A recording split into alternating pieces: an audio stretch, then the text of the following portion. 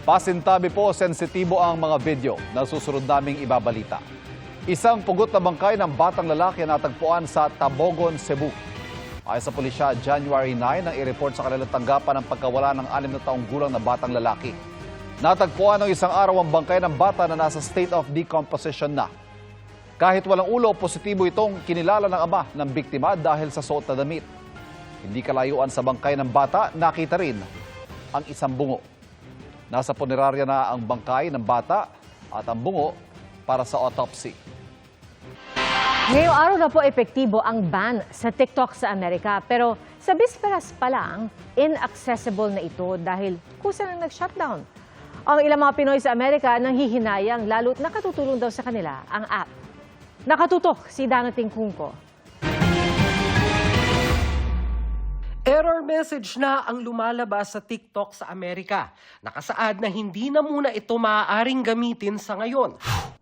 Kusa na silang nag-shutdown sa Amerika ilang oras bago maging epektibo ang TikTok ban doon ngayong January 19. Tumanggi kasi ang may-ari nitong Chinese company na ByteDance na sundin ang batas para ibenta ang TikTok sa isang American firm. Wala na ang TikTok sa mga app store doon at offline na rin ang iba pang apps ng ByteDance tulad ng CapCut. Pero stay tuned lang daw dahil nagsabi raw si incoming US President Donald Trump na bukas daw siya sa isang solusyon para maibalik ang TikTok kapag umupo na siya sa pwesto. Naunang sinabi ni Trump na posibleng bigyan niya ng 90-day reprieve ang TikTok. Bukas pa, January 20, ang inauguration day ni Trump. Pero dahil walang desisyon mula kay incumbent US President Joe Biden na i-delay ang desisyon na i-ban ang TikTok sa Amerika, natuloy ito ngayong araw. Malaking panghihinayang yan para sa ilan nating mga kababayan sa Amerika na sabing malaking tulong daw ang TikTok sa kanilang pag-aaral.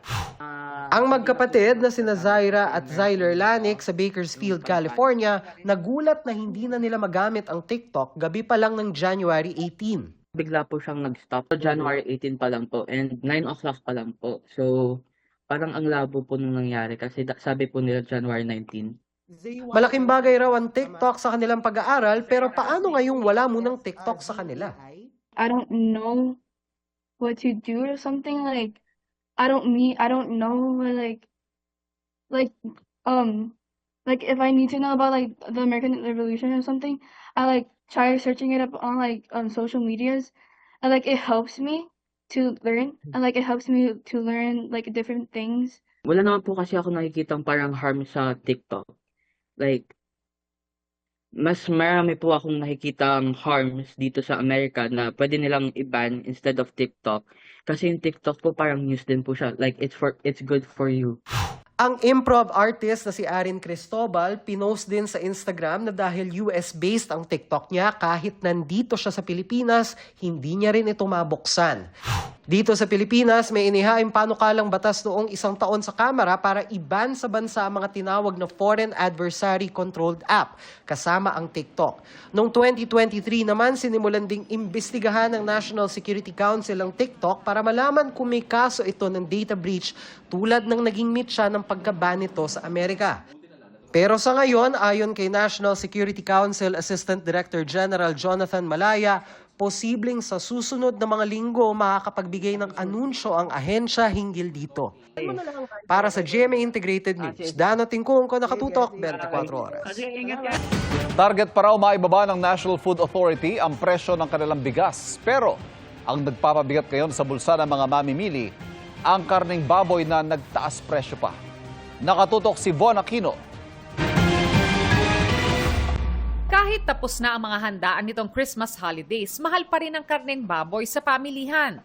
10 to 30 pesos ang taas presyo sa huling monitoring ng Department of Agriculture kumpara sa presyo noong huling araw ng 2024.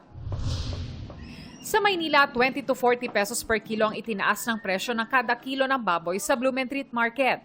Every 3 days po may taas silang 5 pesos sa baboy. Para na lang po mabili.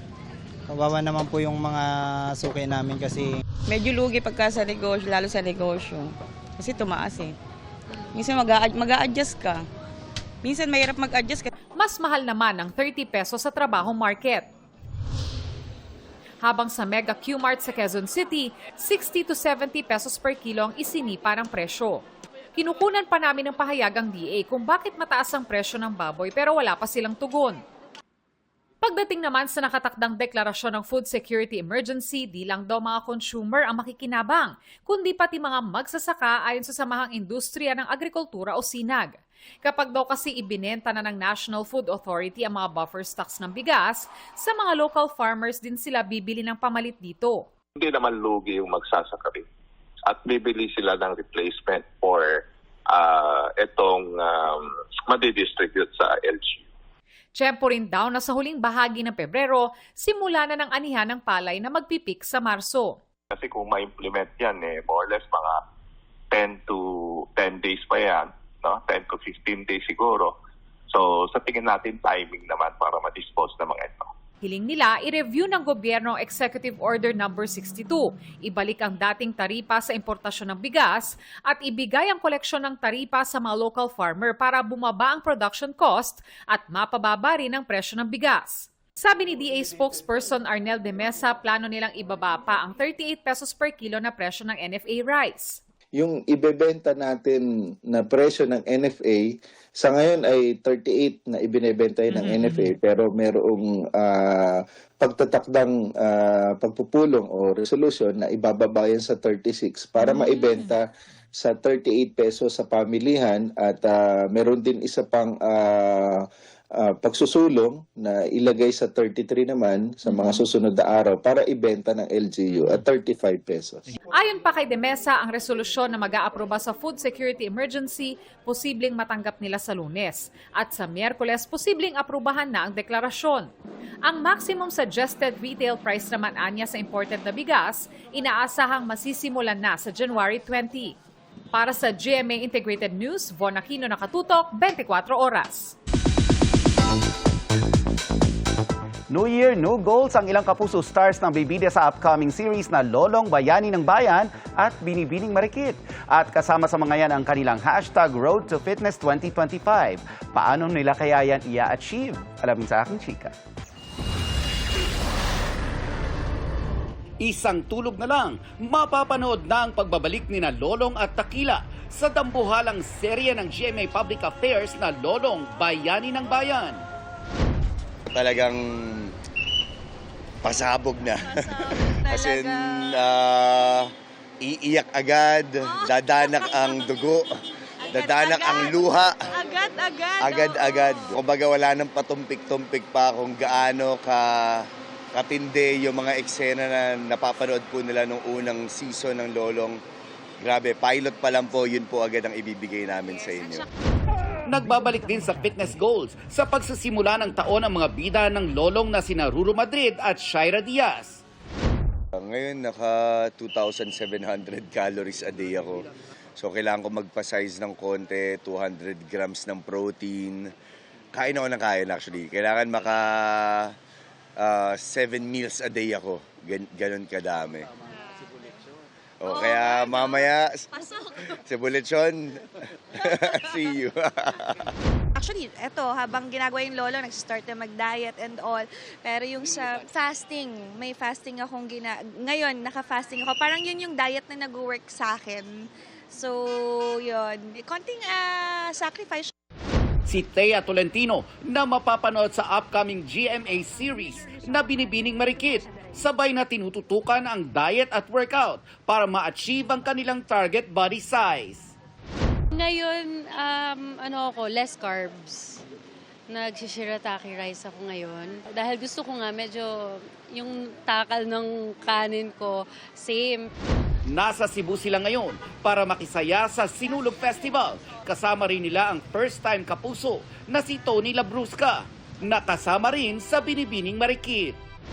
Well, I love Sinulog. This is my 3rd year in a row coming back. So, sana po mag-enjoy kaming lahat and excited to see the Cebuanos to promote.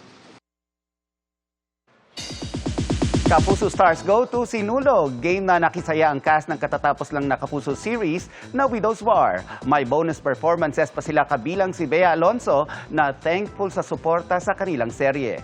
Nagpakilig din sa mga Kapusong Cebuano ang cast ng mga Batang Riles. Nasa Sinulog din sina Lolong Bayani ng Bayan stars Ruru Madrid at Shaira Diaz. At sina Thea Tolentino at Tony Labrusca ng Binibining Marikit. Energy is real sa Day 1 ng Right Here concert sa bansa ng God of Music 17. Sa ilang snaps na isinare ng SBT, angat ang hot visuals ng Sebong. Ang Philo Carats feeling Adjun nice sa pasabog performances ng grupo.